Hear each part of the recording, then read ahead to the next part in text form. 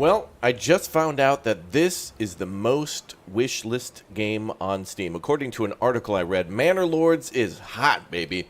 And it's awesome. Lots of fun to play. And you're here for another video. Well, hello again there, friends and fans. Raptor here.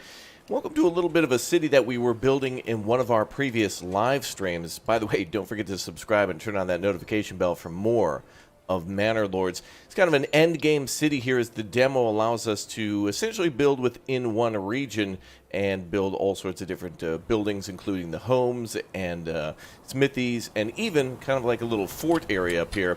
This is kind of an experimental city, which is why it's mostly a gridlock city. It's something that I was trying to figure out how many houses we could fit in a certain area. And so I wanted to share some information with you today on things that I've learned in Manor Lords so far, and give you some endgame tips of most frequently asked questions and ways to build the biggest and best cities, at least in order to reach the end goal of basically completing the level 2 upgrades for some of your homes. So, if you've been playing Manor Lords, or if you're going to get started, eventually you'll reach a goal where it'll ask you to upgrade your homes to level 2. And as you can see here, we have like 14 additional homes that are ready to upgrade. And the upgrading kind of works like how it does in Anno 1800, or in games like the Sierra series of Emperor, Rise in the Middle Kingdom, or Pharaoh, or whatnot. So, essentially at the bottom here, you see the tab for food, clothing, entertainment, and faith. And so the end goal, and also water and fuel there, and so the end goal is to provide them with at least everything that they want within the green area. Now, as it says here, the kind of the darker circle, or the darker diamond, is actually requirements not met, so it's not something that they necessarily need at the moment. Green is required for the next residential level upgrade, so once this house is upgraded to level 2, then new green diamonds will appear, and then red is required for next residential upgrade, will cause a loss of approval if not fulfilled. This could also cause death, because without food, basic food, fuel, and water, they're going to die to death. And that's not something you want to happen. So essentially, here's how to complete all of those goals in Manor Lords. Every time that you start in a region, you might have different types of supplies. So here in Raptoria, we have ourselves several deposits of berries that are harvestable between spring and late summer, maybe even early autumn. The other food type is wild animals, and we could also use that in conjunction with salt too, to make salted meat once we hunt them. Now, one of the best setups, and what I would recommend in Manor Lords for you to do, is if you see berries and if you see wild animals, that's a good setup. You want kind of both food source.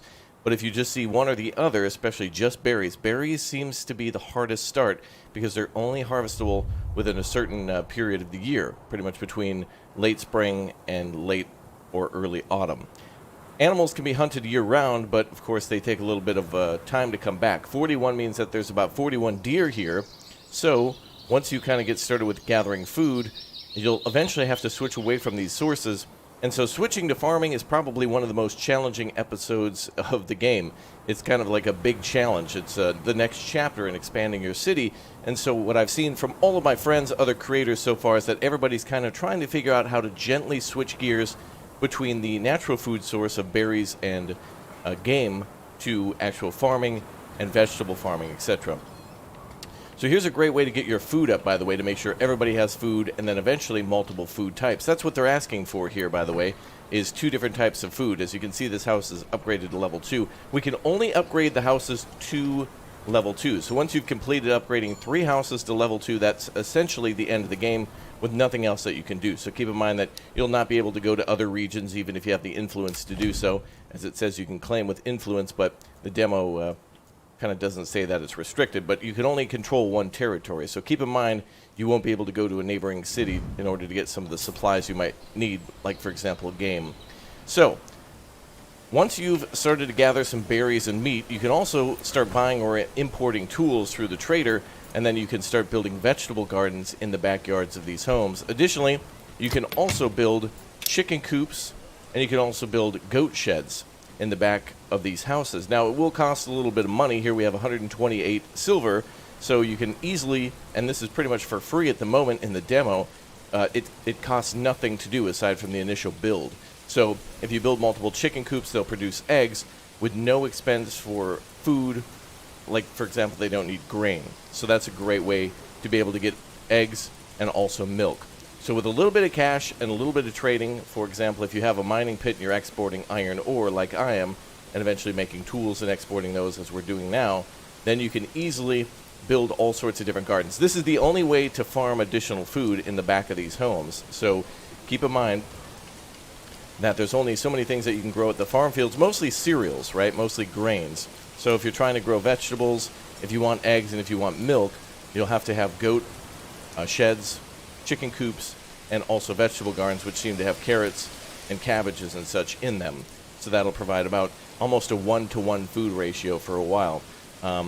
Right now we have 543 vegetables, so not all of these houses have farms, so I'm not exactly sure what the ratio is, but that will definitely help distribute food around your homes.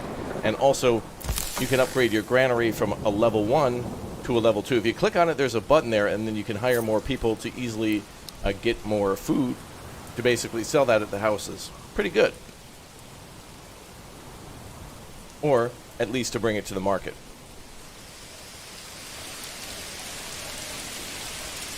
So those 3 buildings there will help you to distribute all that food, and it's going to be awesome. So keep in mind that that's certainly helpful to build a market and distribute food that way. All right, the next thing that you'll need to complete is clothing. So in order to complete the clothing issue, you'll need to provide them cloth, leather, or yarn. Now, leather is probably the easiest to get. If you have hunting lands, you can set up a hunting tent, and then you can start building a tannery. The hunting tent and the tannery are very easy to build.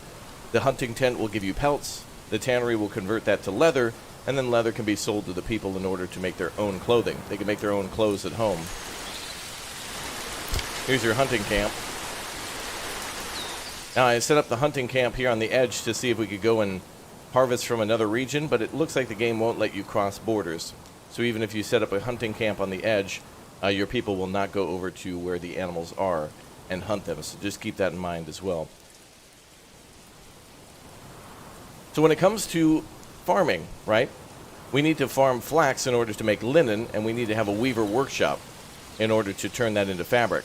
So with a flax field, which here takes about 7 people to work, which is why it's really endgame stuff to be able to essentially have almost a population of maybe 25 to 35, maybe even 50 people, depending on what you've got going on.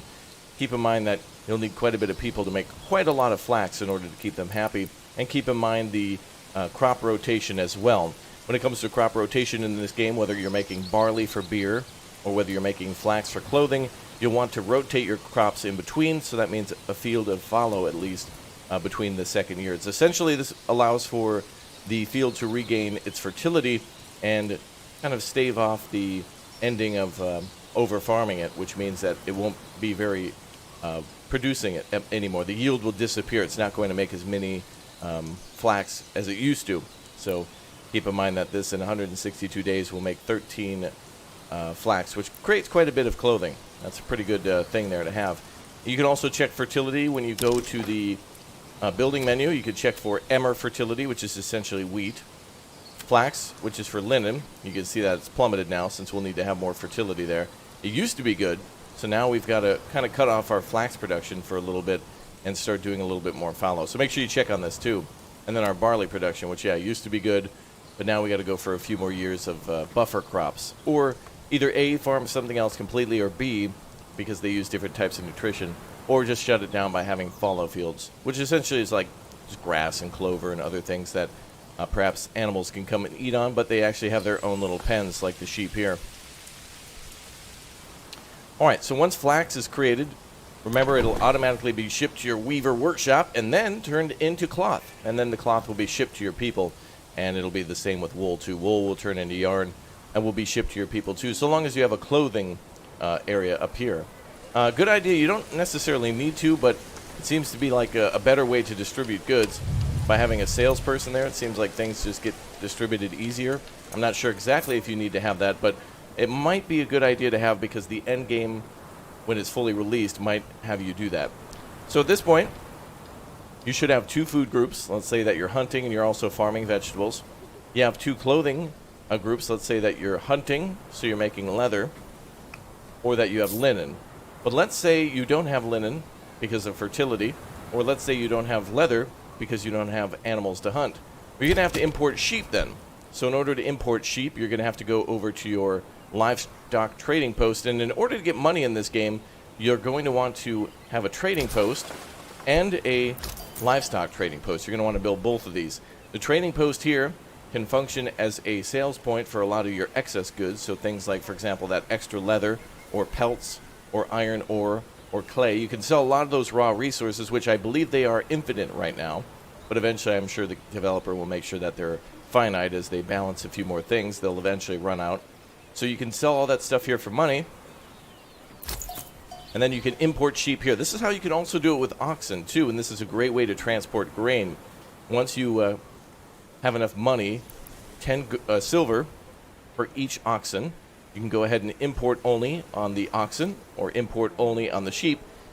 Here I've asked for 10 sheep, and here I've asked for 4 oxen. Oxen will help to transport grain and logs, so it really helps with your wood industry and your construction to have more than 1 oxen. They're a little spendy, but at the start you can immediately start exporting things like firewood or extra maybe food that you might not need, although that's going to be really rare. Not recommended to sell anything other than raw resources that you can't process, and certainly not like food, and maybe not firewood, although you got to be kind of more of a little bit more experienced with a run like that to just kind of keep an eye on your constant firewood supply. For example, here we have 40, and it's kind of growing now that it's spring. It's March of like our 7th year or something like that, so we've got about maybe 9 people cutting down trees and gathering firewood, so that's a great thing for us to sell over here at the trading post. But you'll probably want to keep readjusting that each year. One of the biggest money makers in the game could possibly be candles. I haven't seen those yet, but if you have honeybees or maybe a clay deposit nearby, you could probably sell the honey, and you could probably make, well, actually, I don't think there's a way to make candles yet in the game, or maybe even harvest the honeybees. Not sure if there's any sort of apiary that you can build. Not sure if there's a way to actually harvest that resource, but clay there certainly is with the clay mine that you can build. I got a lot more to experience, so it's very exciting. A lot more to do. So now you should at least have 2 types of clothing. Right now you got your sheep going, to which you built your sheep farm. Just one person to take care of them, to be able to shear the sheep, which sheep shearing does not take place in the winter. Keep in mind that in order to keep the sheep warm, they don't get sheared in the winter months, only during the spring through the fall.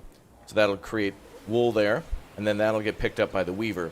So you'll have your pasture here, then your farm, where they'll be sheared. Then that wool can go straight to the weaver workshop, and then that can be shipped to your homes. So in this case, we have 3 types of clothing coming in, or at least we could by importing leather. That's another thing you could do too. If you're short and want to just complete the goal, you can always just buy a little bit of leather and start selling it at the homes. All right, let's start talking about faith, which is rather easy. This one you could probably almost start with if you haven't accidentally completed the food goal by just having 2 food resources going and having 2 of those marked. Faith is probably the next easiest one to do, which is basically building a church. And that's pretty much it. The church is a little spendy. I think it takes maybe 8 material, which could be a lot at the very beginning. But under the Village Life tab, at the very end, it is 8 construction costs to build the church. And it's a larger building, so you can go ahead and plop it down. But it'll function without an employee, and it will function without candles, which I'm assuming is what it wants at the very bottom. So at the very bottom where it says generic, I think that might just be candles. That's the only thing I could think of that the church might need in order for storage. And since nobody works there, it's kind of like an incomplete thing at the moment. Game's still in development, of course, so the demo of the early access 0.5.11 is basically just a building that generates faith by people being able to come to it, but nobody actually has to service the building or provide anything. So that's a very easy one there. So you should have your food taken care of, your clothing taken care of, and your faith taken care of. But what about entertainment? Well, entertainment is provided only by a tavern when it has beer or ale. So the tavern here, which, by the way, did you know you could do this? The visit mode in the upper right corner. Not only is it a great place to practice your dance moves, oh yeah, get down with it.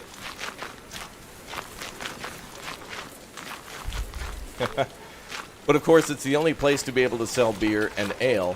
And I don't think it actually generates funds, but that is something I'd like to see in the game, is if you're selling goods, it'd be great if there was a way to generate wealth by it. Sir? That's weird. I'll, someone cover that up, please. Ma'am, could you take that down to the... Okay. Ma'am? Never mind. Anyway, this is going to be the only place to be able to sell those goods. So you can see here we have ale. And there is hops in the game, and there is the ability to harvest barley and turn that into a malt.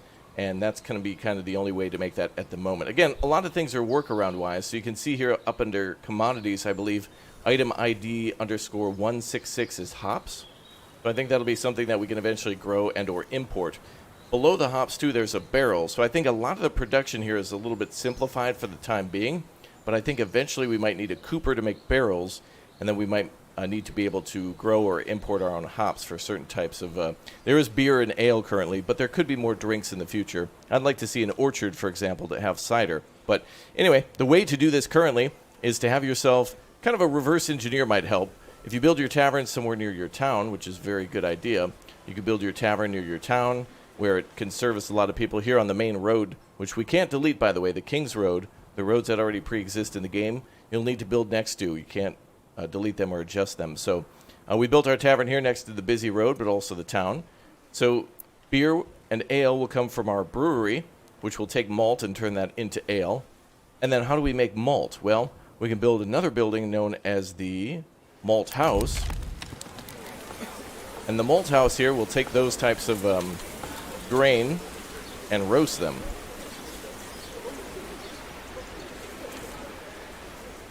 So that will come from a barley field down here, which, of course, we got to adjust things. I think the number here is fertility, so we've got to adjust that a bit. This was really a challenging map, by the way. So if you start, just keep in mind that, as a side note, make sure you check all your fertilities at the start of the game. And also, these berries and things are random. So each time that you play, a region could be better or worse based on what randomly spawns. So berries randomly spawn, animals randomly spawn, clay and stone pits and honey and all that stuff. The bees themselves will spawn differently like that. So just keep that all in mind. So once you've got your barley going, it goes to the malt house to the brewery to the tavern. And then that should be all 3 goals, or rather 4 goals, but it should be the remaining 2 that you need, the faith and the entertainment. So once that's provided, you can click the upgrade to level 2, or it's, as it's called here, the leave 2. And once you click that, it'll cost 4 timber to upgrade that. So essentially your oxen will have to drop by 4 times and drop off 4 timber, and then of course the construction will have to take place too. Now when you get to a tier 2 building, once you've created a tier 2 house, here's the difference between them. Wooden shingles. It's kind of hard to tell the difference, but the building's a little taller, a little bigger, and it has a chimney too. Now a cool thing is, it looks like there's other things that we can do for upgrades, but it takes some materials that we might not be able to get at the moment. So it looks like it might take clay bricks plus 5 money. So it might be, we have the option to destroy the previous vegetable garden. And I'm not sure what this top one is, but it looks like blacksmithing, maybe? We could do at-home blacksmithing. We could do something about at-home brewing, maybe a seamstress or something to do with sewing, and then also shoemaking. So we can actually turn leather into shoes, which could sell for a lot of money. Now, a lot of things here in the game are incomplete, and I haven't seen these types of things available to buy or sell in the shop. So I haven't seen shoes at all. So I'm sure that once you reach a level 2 house, that's pretty much it. It doesn't hold any more people. It looks better. It's just an expense in order to complete one of those final objectives, so keep that in mind. Some of your first objectives, of course, are fairly simple, of building a certain number of homes and essentially just building whatever's on screen, but a lot of people were asking in our live streams and videos about how to upgrade that way. Lastly, there might be something about building the manor too. We'll go over this a little bit more in detail, but essentially if you're wondering how to build the manor, just in case there's questions below, you can build your bailey fence around your manor. So build your fence. It doesn't have to be this big, by the way, but I just built it because the land kind of, is shaped that way. So you can build your bailey fence around it. Your Lord's Manor needs to be built into the side or into the corner of one of the fencing, and your gatehouse can go towards the end. Essentially, it'll say that you're disconnected from the road network, but sometimes there's a way and sometimes there's not a way to build from the gatehouse a road inside the bailey. So as you can see, the area is actually marked. It's like when you paint a district in city skylines. So this here essentially allows you to build things like the tax collector. And one of your final goals may be to continuously pay the king. So here we have an annual tax of 5. It's due every 365 days of the year. You'll need to have money in the treasury, not necessarily your regional wealth, but your treasury. So you'll need to be able to tax your people. So to build the tax office, you'll need to build the bailey, the gatehouse, the manor house, and then your tax collector, to which you can just turn on and off. Once you've got enough silver, you can basically just stop taxing people. Right now, you can only do family tax, and you can also, well, this is kind of not really worth it at the moment, but a way to generate influence will be the church, and you can generate silver to influence by giving it to the church, and, well, you can spend it, but you can't do that in the demo. The way it'll work is, of course, you'll be able to gain influence with the church by giving them money, and then you can basically move into these other regions. Now, in the future of the game, we'll be able to do all sorts of different things to gain these regions. We can go to war over these regions. We can claim them with influence, or we can claim them with favor. So it's kind of an easy way to generate a way to conquer more and more of the map. So in this game mode, there's no other cities on the map. So we have to either trade off map, which is a very limited trade routes in the corners, which I assume all of our starting points will then have to be in the corner, which is like 2 of the regions landlocked here. And some of them might not have trade routes, so it must be regions that are actually connected to a trade route. But anyway, yeah. So that's going to be a great way to be able to upgrade a lot of your homes. That should be a way to get additional food. Not to mention, farming multiple different ways will get you a lot of different food types, so you don't have as much starvation, which is a very challenging thing. Going from your natural sources to building a farm is quite difficult because you need to at least have like maybe 10 people to do the farming, preferably 6 to 7 doing the fields, and then of course you'll need somebody in the windmill, and then you'll also need to make bread. Bread is OP, super powerful. Check this out. We've got over 4,000 grain in storage, and I've made 863 bread and tons of veggies. Wish I had more meat, but we have eggs for that, and also 69 milk. Nice. So keep in mind that not everything farming-wise is done at a farm. You can get away with having lots of extra food by just doing these upgrades. But it is a grind, and it's fun. And it's Manor Lords, and it's out now on Steam. So make sure that you download the demo, which is out now on Steam from October 3rd to October 10th, 2022, for Steam's next event. Hopefully there'll be more demos and upgrades and such in the future of the game. There's no combat at the moment, but there are the ability to build certain things, including military towers. So if you'd like to build that, make sure you keep in mind that it doesn't really do anything, but it certainly looks cool to build a garrison tower, to which you can build that in the middle or on the edge. Cool. Very nice. Oh, we can only have one. Oh, well. Anyway, that's it for me now. Thank you very much, everybody, for subscribing, becoming members. Thanks for hitting the like button. If you have any questions, if you have any tips, if you have anything that would help anybody on day 1 or their 1,000th game in the day, let us all know down below in the comments section. Tips about building roads, tips about building more free-looking houses, to which, yes, this gridiron, not looking pretty, but it worked and helped to teach us a lot. So I happen to do more tutorials. There'll be more on farming. There'll be more on military and stuff like that in the future, like how to build in more greater detail that defensive structure. So thanks again, everyone, for watching. I'll see you soon.